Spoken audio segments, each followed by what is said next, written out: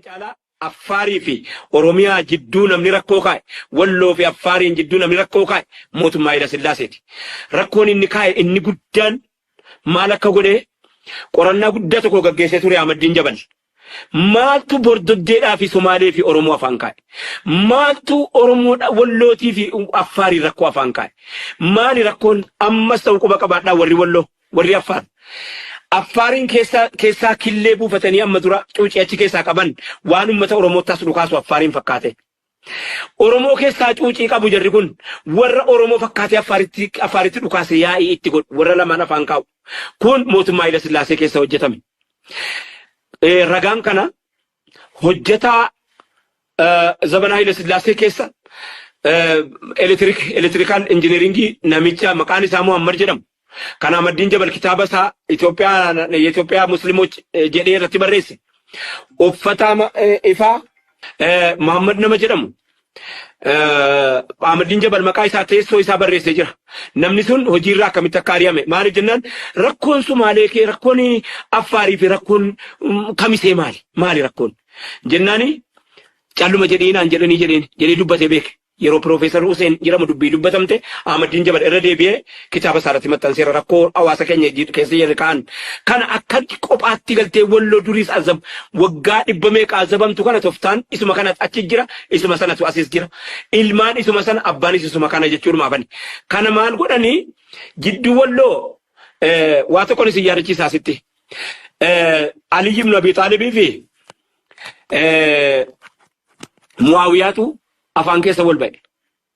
Zabana mootummaa Aliyyiitii fi Muawiyaan afaan keessa wal ba'anii rakkoon sababa Usmaan ibn Affaan dhalatte rakkoon suni rakkoo silaa furmaataaf yeroo argatte Abdullah ibn Abbas ka'eetuma Yahudoota walitti qabatee nama 24,000 guyyaa tokkotti garagalchee qajeelchee ummata Muawiyaa keessaa immoo yaa ummata Muawiyaa rakkoon kun rakkoo harka biraatiin nu keessatti hojjetamaa jiru hin furanna akkamii jennaan hayyee furachuudhaaf baallama kaayyatan. Muawiyaan hayyuudha, Aliyyiin hayyuudha, baallama kaayyatanii bulani. Baallama jarri kaayyatan bulan suni maaltu diigee? Wallahi dubbiin kun ji'a 9 qoradhe. Ji'a 9 karaana deemsifti. Ji'a 9 ulamaatiin deemsifti. Ji'a 9 wantatti maaltu rakkoo kaayiree gaafa sana? Rakkoo hadhaaf offoluudhaaf rakkoo gaafa sanaa beekuun qaba. Maaliree amma wanni maayyirratti irra ga'e warri Khaybarii fi wanta irraa ari'ataman hojii ni hiikne.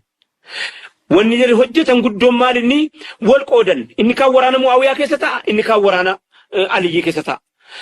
Baallamatanii Aliyyiin akkasii bal Aliyyiin Muawiyaan gara kana goraniiti akka kana ta'an asiis jaarmee bakka tokko ta'an jarri kun lamman hojii tokko hojjetu gara kana diina ta'anii isa kanaan diinaa beeke qawmii keessa jiran hundiinaa beeke as ta'an.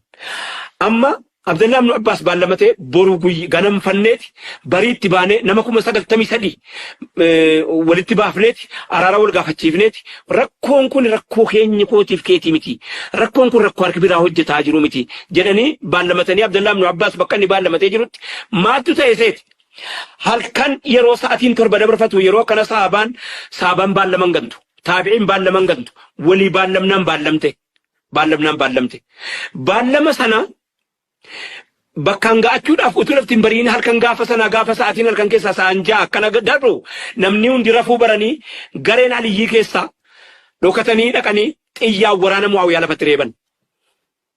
Warri Aliyyii keessa dhokatee taa'u. Mootummaa keenyaatis of sakattaa dhuunfa kanaan jiraataa dhallee mootummaa keessa illee jiraata. Of sakattaa akkanaa jiraafan jedhe inni nabamuun akkanaa sunnaa jaraati inni nabamu. Akkana bara sunnaan si dhabamnu jarri sun ilmaan nu keessatti dhalanii du'anii bara yawwana maaltu beeka akkanumatti shakkaa deemuu gaariidha. Muawiyaan guyyaa tokkotti dhaggeeffadhu waraanni Muawiyaa nagaadhaan biyyi nagaadhaa jedhee rafee jira quba wal qabdi jarri keessaan waraana Aliyyii keessa warri dhokatanii ta'an warri guyyaa sheekotii fakkaatanii amaamaa asiin gaanii areedaa asiin gaanii jallabiyaa gabaabsatanii as taa'aa ba'an halkan dhokatanii dhaqaniiti sa'atii 6 booddee waraana Muawiyaa bakka inni rafaa jirutti xiyye 1000 roobsan. Xiyyi jarritti roobse sun summii ilaa arraa ummata Islaamaa jidduutti dhiiga roobsitu ta'ee guyyaa tokkotti namni 93 wal cire. Guyyaa tokkotti namni 93 daguugame addunyaa kanarra. Majele Muawiyaan yaa Aliyyi takkaa waa gantee hin beektu jedhe hadhana gantee gaa'e.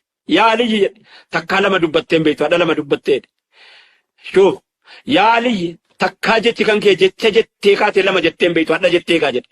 Muawiyaan halkan ka'ee lola jalqabani subii lolaa salaatanii kam amma Ahmadiin Jabal gabaabaadhumatti kitaaba isaa keessatti waan kana kaa'ee anis afaan Oromootti garagalchee uummata abraabseen jira. Uummata bira ga'uu dhiisuu isaan hin beeku.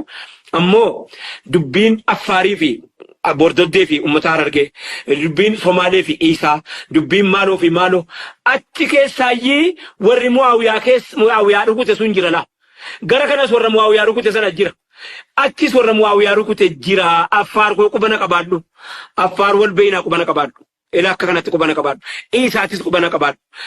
Hagala ta'umu kaleessa walgahii kaleessaa irratti inni kun jedhe Abiyyi Ahmad Quraana baatee Affaarii rukutaa jedhe.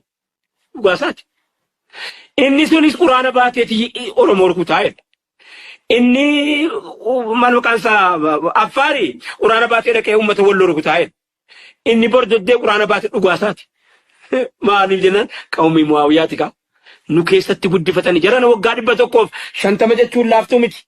Waggaa 150 nu keessa turan jarri hanqaaquu miti isa kaakkisu iyyuu qaban jechuun maaf hin jedhe. Galatoomaa ulfaadhaa kana fakkaatti. Minilikiin caalaa Affaarii fi Oromiyaa jidduu namni rakkoo kaa'e, Walloo fi Affaariin jidduu namni rakkoo kaa'e mootummaa Hayila Sillaaseeti. Rakkoon inni kaa'e inni